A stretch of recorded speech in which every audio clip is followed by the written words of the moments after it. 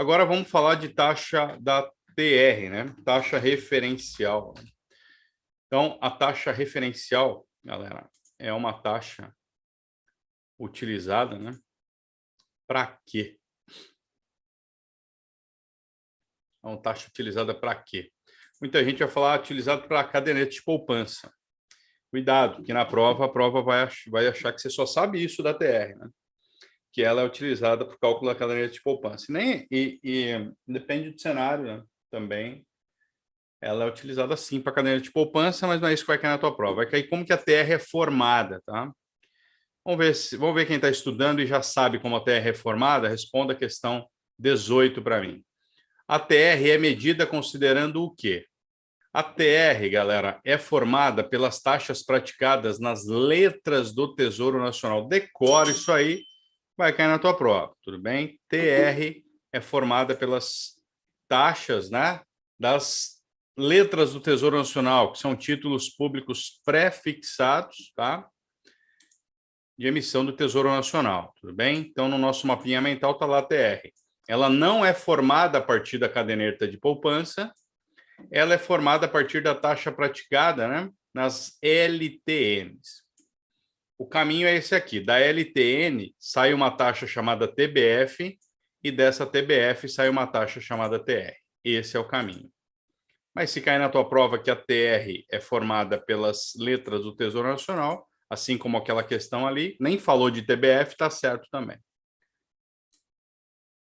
Beleza, povo? Decorebinha, TR. Antes, a TR era formada pela média das taxas dos CDBs dos 30 maiores bancos. Então, para quem fez CPA 10 lá atrás, era essa a formação da TR. Agora não é mais.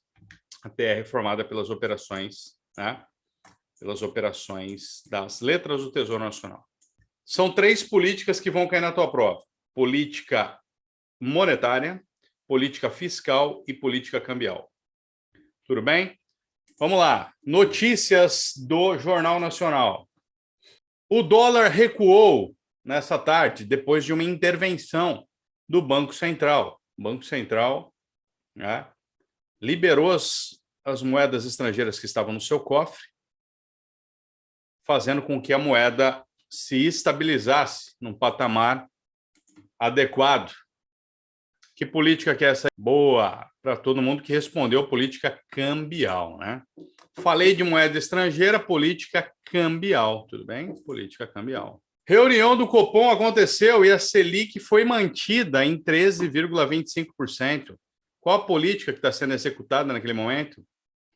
Parabéns, política monetária. Boa. O governo decidiu reduzir a alíquota do depósito compulsório para estimular a economia. Qual que é a política? Ai, professor, só está faltando a fiscal. Então, vou de fiscal. Não, pare e pensa, meu aluno querido. Política monetária ainda. Tudo bem? Política monetária ainda. Certo? O governo anunciou a redução de IPI para veículos novos para estimular a economia. Que política que é? Agora sim é política fiscal, né? Porque está ligado diretamente a impostos e por aí vai. Tá certo? Beleza? Então, são essas três políticas que vão cair na tua prova: a política monetária, né? A fiscal e a cambial.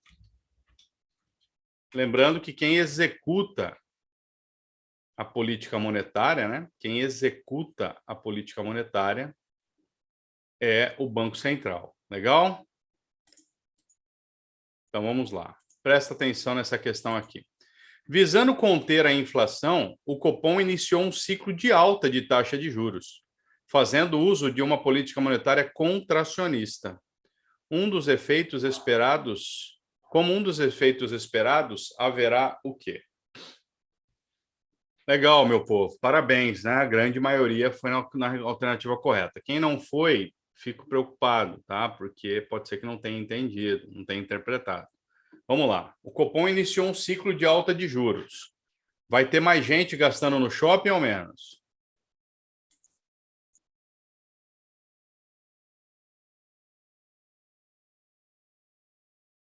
Legal, vai ter menos pessoas gastando no shopping. Se vai ter menos pessoas gastando no shopping, o país cresce ou ele cai?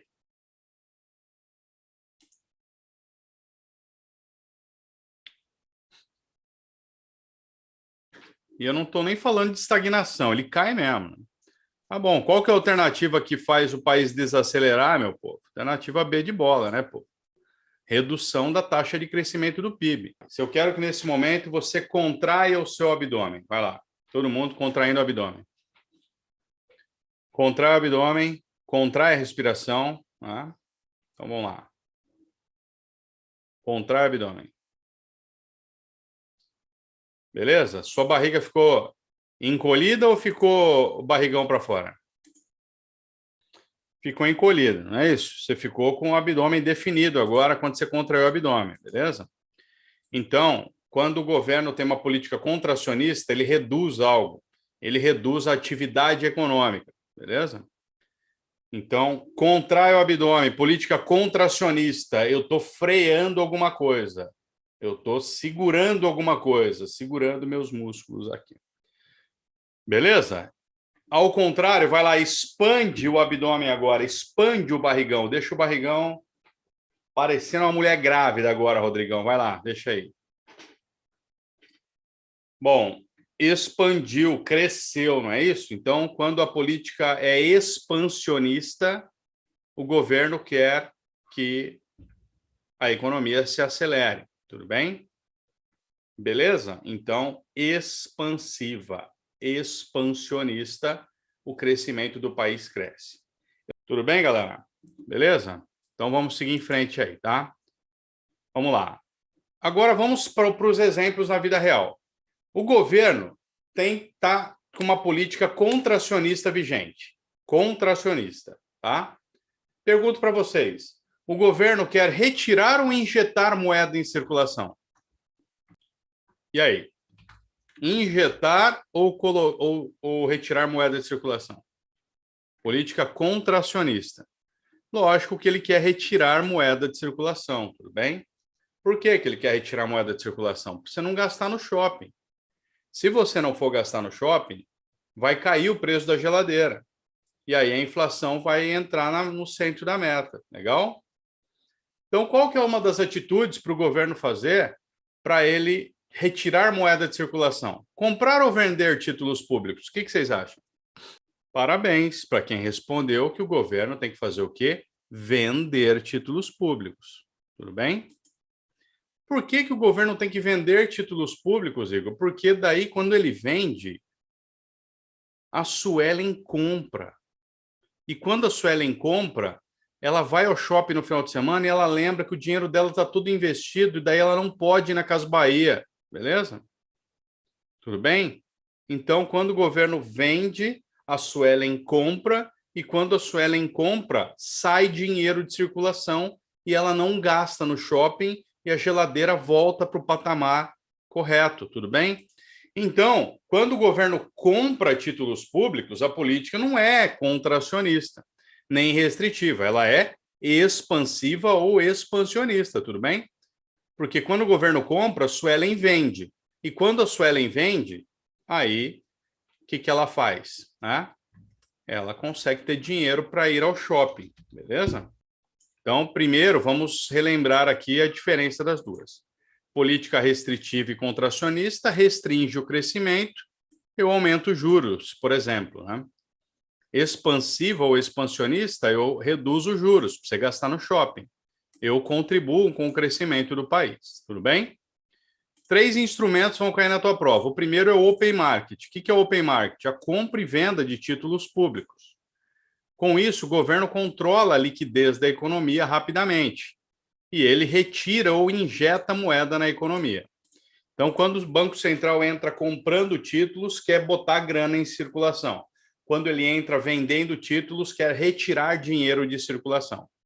Dá uma olhada nessa questão de prova aqui. Ela está bem... Ah, não, eu consegui aumentar. Então, vamos lá. Ó, as operações do mercado aberto, Open Market, é um instrumento mais ágil, é o mais ágil instrumento de política monetária que dispõe o Banco Central. Basicamente, essas operações são fundamentadas por meio de compras e vendas de títulos da dívida pública, feitas pelo Bacen. Quando o Bacen compra títulos no mercado, ele pretende fazer o que com isso? Quando ele compra títulos, tá? Olha a interpretação. Presta atenção, esquece a apostila, esquece qualquer coisa agora, foca no titio. Quando o Bacen compra títulos, ele aumenta as reservas bancárias. Igor, o que significa isso? Significa, meu filho, que você vendeu os títulos para o Bacen e agora a sua conta no banco está recheada. Então, a reserva bancária que existe no mercado financeiro está bombando agora porque todo mundo vendeu títulos e aí o dinheiro está no banco. Aumenta a liquidez do mercado. Por quê? Porque o mercado fica ágil, fica líquido. A liquidez fica acelerada. Eu consigo transformar as coisas em dinheiro rapidamente. E a taxa de juros reduz para estimular esse crescimento, tá? Eu reduzo a taxa de juros para acelerar ainda mais esse crescimento, fazer o povo se matar de gastar, tudo bem? Então, essa é a interpretação, tá, dessa questão. Por que não é a alternativa A? Porque não tem redução da liquidez do mercado nesse momento, né? Que é o que está na alternativa A. Por que não é a alternativa C? Porque não tem retração no volume de pagamentos nesse momento. Retração é a mesma coisa que contração, né? E por que não é a alternativa D de dado? Porque não tem redução nas reservas. Aqui é reservas, está errado aqui. Porque não tem redução nas reservas bancárias, tá? Tudo bem? Como que chama o empréstimo do Bacen para os bancos? Redesconto. Então, esse é um instrumento de médio prazo na política monetária. Quando o Bacen quer que a economia gire, ele diminui a taxa desse empréstimo. Quando ele quer que a economia desacelere, ele aumenta a taxa para os bancos não pegarem esse empréstimo. E tem uma modalidade bem interessante chamada redesconto intradia. O que é o redesconto intradia, galera? Redesconto intradia é uma operação muito legal que vamos pensar que o Itaú precisou de uma grana só para aquele dia. E ele vai devolver esse dinheiro para o banco. Aí o Banco Central faz o quê? Compra títulos públicos do Itaú com o compromisso que o Itaú recompre ao final do dia. Então, não é muito bem um empréstimo, né? O Banco Central está dando um jeito de colocar a grana para o Itaú, mas o Itaú tem que recomprar aqueles títulos públicos no final do dia. Então, isso é uma modalidade chamada redesconto intradia. Então, quando o Bacen quer que a moeda fique em circulação, que os bancos emprestem, façam um monte de emprestezinho do INS lá, né? Então, quando isso acontece, né, é uma política monetária expansiva. E quando eu aumento a taxa de juros, restritiva, tudo bem? E, por último, o instrumento de longo prazo, que é o compulsório, né? Que é uma obrigatoriedade. Compulsório significa obrigatório. Se a minha aluna Valéria, aqui que tem um cachorro lindo e maravilhoso ali, se a minha aluna Valéria colocar R$ 1.000 num CDB do Banco Santander e não tiver uma obrigatoriedade de uma parte disso o Bacen cuidar, o Banco Santander vai emprestar aqueles R$ 1.000 todo, porque o banco vive de dinheiro. Se o Banco Santander emprestar esses R$ 1.000, todos os bancos emprestarem o valor total das captações que eles recebem, e todo mundo resolver não pagar, o sistema bancário vai à falência, não vai? Então, o Bacen fala assim, uma parte, Valéria, desse depósito que você fez aqui no Santander, uma parte eu vou cuidar, fique tranquila. Uma parte vai ficar comigo e o Bacen que recebe esses depósitos compulsórios, que o Bacen é o banco dos bancos. Então, quando o governo quer que o compulsório, quando o governo aumenta o compulsório, sobra menos dinheiro ainda para o Santander emprestar e aí a taxa de juros vai aumentar, tudo bem? Quando o governo quer que o dinheiro entre em circulação, ele diminui a taxa do compulsório e fica um percentual maior para o Santander emprestar e fazer a economia girar, tudo bem? Tem uma questão muito legal sobre esse tema, tá? Que é essa aqui, ó. Questão número 13. A quem compete receber os depósitos compulsórios? Bacen, meu povo, Bacen não é Banco do Brasil, meu povo, por favor. Vocês estão entendendo que que essa ansiedade vai matar vocês na prova? Por favor, fala para mim que vocês estão entendendo isso, por favor. Então, vamos lá. Agora vamos para a política fiscal, galera.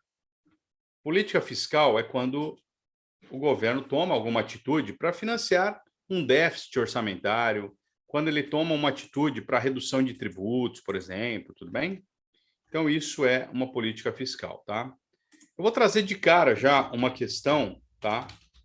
Que é bem legal e a gente já pode usar essa questão para aprender a respeito, tudo bem? Então, vamos lá. Essa aqui é uma questão já interessante para a gente falar a respeito. Vamos lá. Questão número 21. O governo deseja fomentar a economia do seu país utilizando uma política fiscal expansionista. Tudo bem? Expansionista. Qual a medida que o governo poderá adotar? Se você responder com a tríade HD, você mata essa questão muito rápido, tá? Olha que interessante. O que eu ensinei vocês como que responde algarismos romanos? Primeiro, vê se tem alguma opção que é comum em todos. Legal? Nesse caso aqui não tem nenhuma opção que é comum em todos, então descarta essa estratégia. Segundo, descarta a mais zoada. Qual que não faz nenhum sentido para uma política fiscal expansionista? Nenhum governo que quer que o país cresça aumenta impostos, tudo bem? Nenhum governo que quer que o país cresça aumenta o Simples Nacional, tá certo? Nenhum governo que quer que o país cresça aumenta o IPI. Faz sentido ou não? Então, a opção 1, você já joga fora. Agora, se você joga fora a opção 1, o que sobra, meu povo lindo? Boa, hein? Agora, deixa eu explicar as duas. Por quê? Porque se tivesse uma opção que é só alternativa 3, vocês iam errar. Porque muita gente ia achar que aumento de gasto público não é uma política expansionista. Tudo bem? Estimular a exportação, ok, é melhor eu mandar produto meu para fora do que comprar produto da China. Então, essa está certo. Agora, por que a opção 2 é correta? Porque se tivesse aqui, na opção D, só a alternativa, só a opção 3, muita gente ia errar. Mas vamos lá. O governo quer que o país cresça. Quem que é o maior consumidor que existe no mercado, galera? É o governo. Então, se o governo decide trocar todo o papel sulfite da prefeitura, alguém vai vender papel sulfite, tudo bem? Se o governo decide trocar todas as impressoras do Palácio dos Bandeirantes, legal. Alguém vai vender impressora, tudo bem? Então, só toma cuidado com essa interpretação que aumento de gasto público é política fiscal expansionista. Vamos falar de finanças agora, meu povo. Vamos começar finanças falando sobre taxa real, taxa nominal e a famosa fórmula de Fischer, tudo bem? Então, vamos lá. Temos a taxa nominal, que é o que eu chamo de taxa cheia, tá certo? O que é a taxa cheia? Não descontei nada, tá? Beleza? Não descontei nada. Taxa cheia, tá? Tem a taxa real, aí sim, essa eu tenho que descontar alguma coisa. O que eu tenho que descontar para a taxa real? Vamos ver se os meus alunos não me decepcionam. O que eu tenho que descontar para a taxa real? Fala aí. O que eu tenho que descontar para a taxa real? Boa, parabéns para quem respondeu. Tem que descontar a inflação, né, teacher? A inflação, né? Então, vamos lá. Essa aqui é a fórmula de Fischer para o cálculo da inflação. Tudo bem? Beleza? Então, eu tenho a taxa, né? Eu tenho a taxa de juros nominal. Então, a conta é essa aqui, ó. Igor do céu, vou precisar fazer conta na hora da prova? Não, mas você vai ter que mostrar para a Ambima que se precisasse você saberia fazer. Então, vamos lá. Como que eu chego no cálculo da taxa de juros real? Então, vamos pensar aqui que eu tenho uma taxa de nominal de 15%, tá? E uma taxa real, né? E uma inflação de 5%. Imediatamente, você já vai falar para mim, professor, se eu tenho uma taxa nominal, né, de 15% e uma taxa real e uma inflação de 5%, a minha taxa real é 10%. É isso? Não, primeira decoreba. Anota aí. A taxa real sempre vai ser um pouco menos do que daria na subtração simples. Anota aí. A taxa real sempre vai ser um pouco menos do que daria na subtração simples. Então, vai dar 9 e uns quebrado aqui. Tudo bem? 9 e uns quebrado. Tá certo? Se você fizer essa conta aqui, 15 dividido por 100 vai dar 0,15. 5 dividido por 100 vai dar 0,005. Então, essa conta aqui vai ficar mais ou menos assim, ó, né? 1 mais, vai ficar assim, ó. 1 mais 15 dividido por 100, que deu 0,15. Então, vai dar 1,15. Tudo bem? E na parte de baixo aqui, vai ficar 1 mais 0,005, na verdade, né? Que vai dar 1,05. E aqui, tá, eu vou ter que dividir um pelo outro, né? 1,15 dividido por 1,05 menos 1 vezes 100. Legal? Você vai ter que fazer essa conta na prova? Não, só na CEA, tudo bem? Só na CEA. Mas você vai ter que mostrar para a Ambima que você consegue responder essa questão aqui. Um fundo de investimento teve como retorno 8%. Considerando que a inflação foi de 2%, logo a taxa real... Legal. Parabéns à alternativa B, né? Por que a alternativa B? Porque 8 menos 2 é 6. Como você sabe que o resultado daquela conta vai dar um pouquinho menos do que 6, legal? Alternativa. Fazendo uma conta de padaria, né? Agora você já sabe a fórmula, então ficou fácil. Mas vamos lá. Fazendo uma conta de padaria, você aprendeu lá na quinta série que 8 menos 2 é igual a 6. Então, se você sabe que a conta não é essa e que você vai ter que ter aqui um pouco inferior a 6, na deflação é o seguinte: se eu tenho uma taxa de 8 e uma deflação de 2, você aprendeu lá na quinta série que 8 menos 2 dá quanto? Igual a 10. Se na inflação o cálculo é um pouco menos do que a subtração simples, aqui vai ser pouco superior a 10. Aqui é um pouco mais do que a soma simples, tudo bem? Então, deflação é isso aqui, 8 menos 2. Então, aqui, a minha taxa real, ela vai ser um pouco mais do que 10, enquanto aqui é um pouco menos do que 6. Tudo bem? Você não vai precisar fazer conta na prova, você só vai precisar lembrar do conceito. Tá certo? Próximo tema. Capitalização. Diferença entre juros simples e juros compostos. Tá? Regime de capitalização. Taxa de juros simples ou juros compostos. Legal? Então, vamos lá. No regime de juros simples, eu tenho tudo multiplicado aqui, ó. Os juros é igual ao capital vezes a taxa vezes o tempo. Capital vezes a taxa vezes o tempo. Tudo bem? Já no regime de juros compostos, é capital vezes 1 mais a taxa elevado a alguma coisa. Porque juros compostos é o famoso juros sobre juros, tudo bem? Juros sobre juros. Então, vai lá, juros em cima de juros. Tá certo? Eu só vou ensinar isso para vocês e quero ver vocês responderem essa questão aqui. Vamos lá? Questão 20.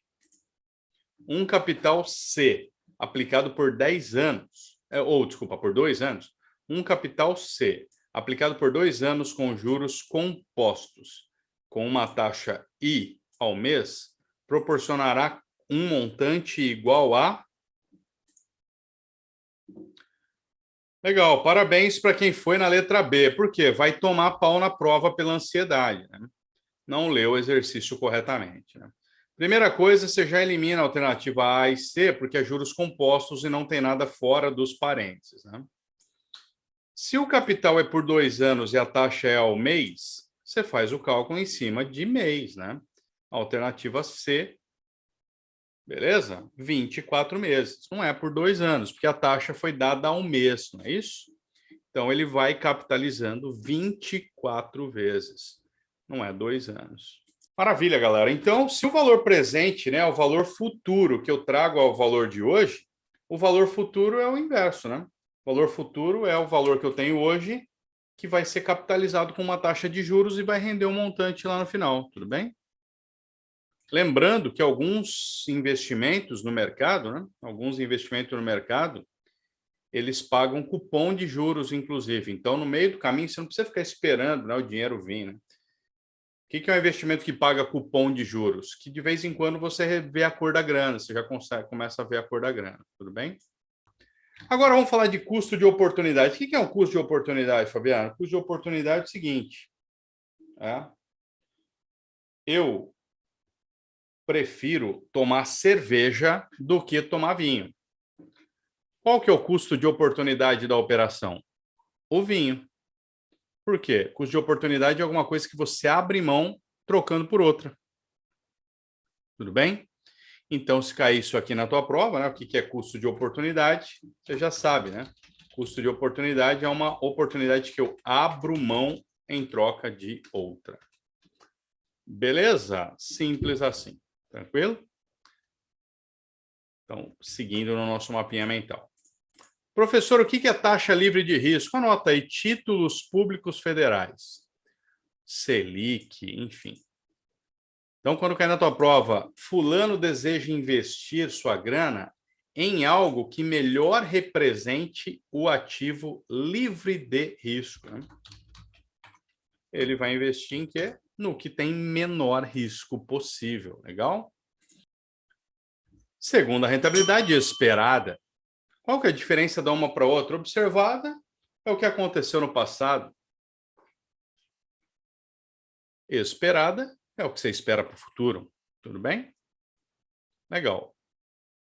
A má notícia é que isso cai só na CPA 10. Está no cronograma da CPA 20, mas é tão fácil que não cai. Então vamos lá. O que cai na CPA 20? Rentabilidade absoluta versus rentabilidade relativa. Beleza? Então vamos lá.